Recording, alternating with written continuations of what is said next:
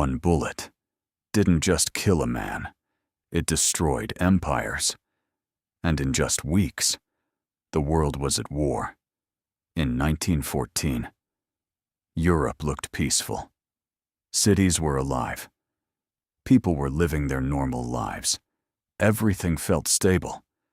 But history doesn't follow what people feel, because beneath that calm, something was building. For years, nations had been preparing, not for peace, but for war. Armies were growing.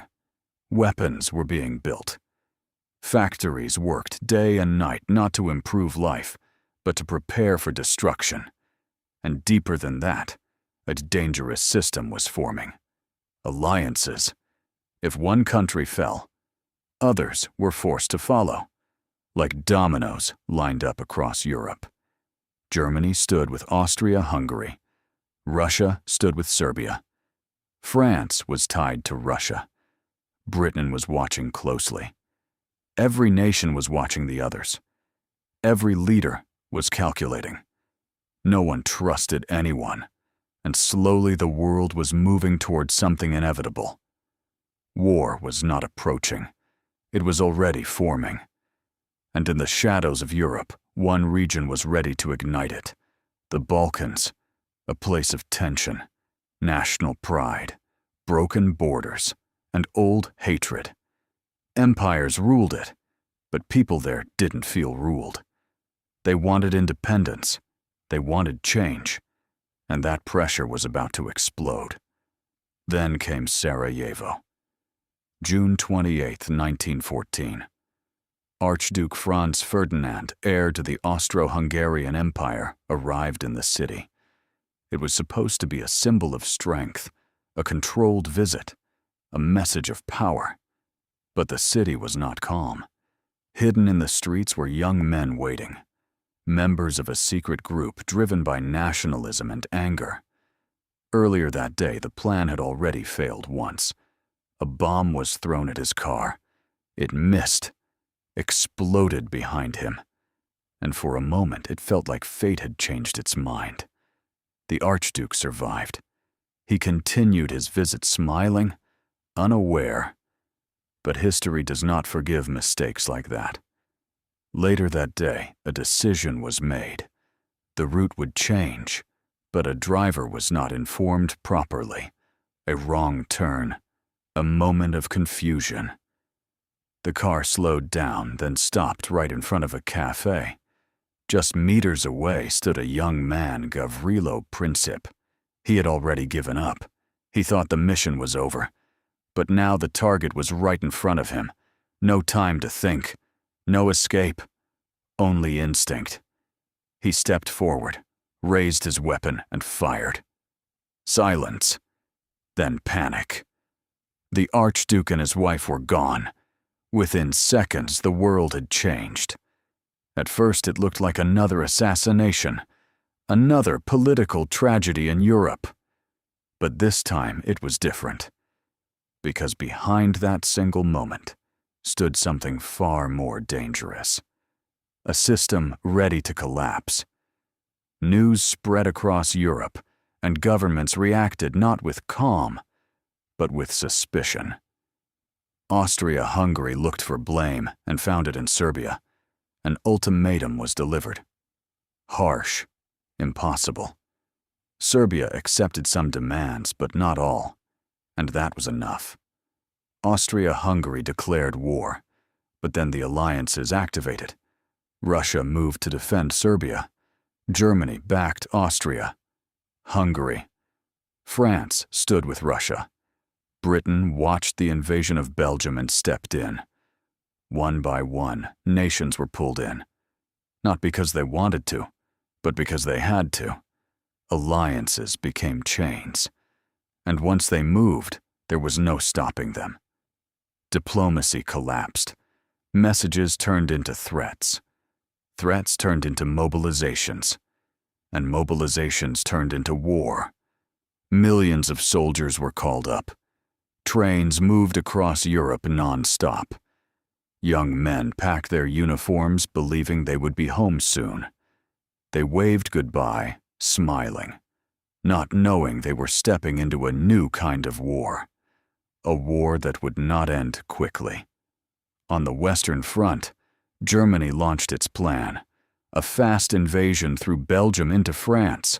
Speed was everything, but resistance was stronger than expected, and the advance slowed, then stopped, and the trenches began.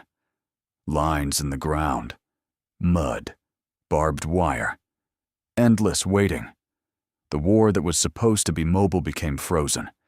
In the east, Russia moved slower, but in massive numbers. Battles stretched across vast land. Entire armies disappeared into chaos. And everywhere, the same reality emerged. This was not a short war. It was something new, industrial, total, unstoppable. Empires that had stood for centuries began to crack. Austro-Hungary weakened from inside. The Ottoman Empire struggled to survive. Germany faced pressure on all sides, and millions paid the price. Soldiers in trenches, waiting for orders that led only to death. Entire generations vanishing in mud and smoke. Back home, people stopped believing it would end soon. What began as pride became survival, and what began with one bullet had now consumed the world. Because history rarely changes with speeches or treaties or warnings. Sometimes it changes in a single moment, a street in Sarajevo, a wrong turn, a trigger pulled, one bullet, one decision, one event that changed everything. This is Empire Archives. But the war did not stay limited to Europe. It spread. The oceans became battle, but the war did not stay limited to Europe. It spread. The oceans became battlefields as naval powers clashed for control of trade routes and supplies. Submarines moved silently beneath the waves, sinking ships without warning. Entire nations began to feel the war in their economies, food shortages, inflation, fear spreading far beyond the front lines. And as the years dragged on, the illusion of a quick war completely disappeared. Soldiers who were supposed to return home in months found themselves trapped for years. The world was no longer waiting for peace. It was adapting to war. New weapons changed everything.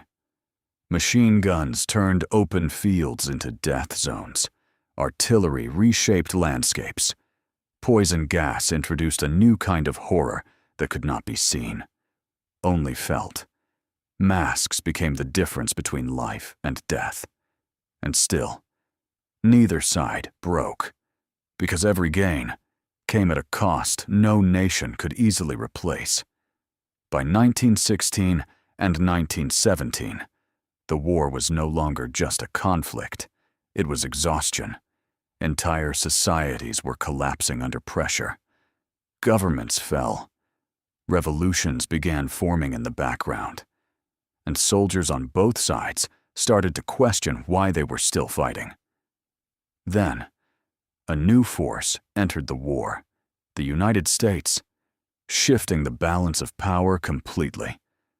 Fresh troops, fresh resources, and a fresh will that the exhausted empires no longer had. The end was slowly being written, but not before one final wave of destruction, one final collapse of old empires, and one final reshaping of the world map. Because what started in Sarajevo did not end there. It ended in the fall of 4 empires. It ended in millions of deaths. And it ended in a world that would never trust peace the same way again. This is Empire Archives.